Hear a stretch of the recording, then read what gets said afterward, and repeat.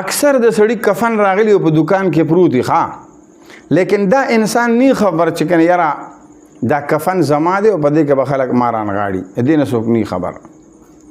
او دا انسان غافل ای په غفلت کې خپل ژوند تیری او دنیا په دې مستو باندې د مستی د دنیا په نشو باندې د نشي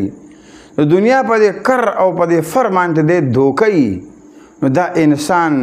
په دوکه کې پروت دی الله رب العالمین فرمای اقترب للناس حسابهم د خلکو د حساب او د کتاب غرض را نږدې شو یعنی مرګ را نږدې شو وهم فی غفلة معرضون او دا خلک په غفلت کې پراتی دي د الله نه اعراض کوونکي دي د آخرت نه اعراض کوونکي دي او مرګ یې کړی دی نو دا خلک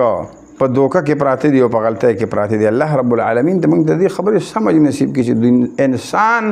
په دنیا کې ملمه دی او د ځان ملمه حساب کې دا کمالي انسان دی او د په صحیح معنی کې چې په خپل حقیقت باندې پیدا دی او یو انسان په دنیا کې ملمه خو د ځان ملمه نه حسابي بلکې د ځان مستقل حسابي دا سړی په دوکه کې پروت دی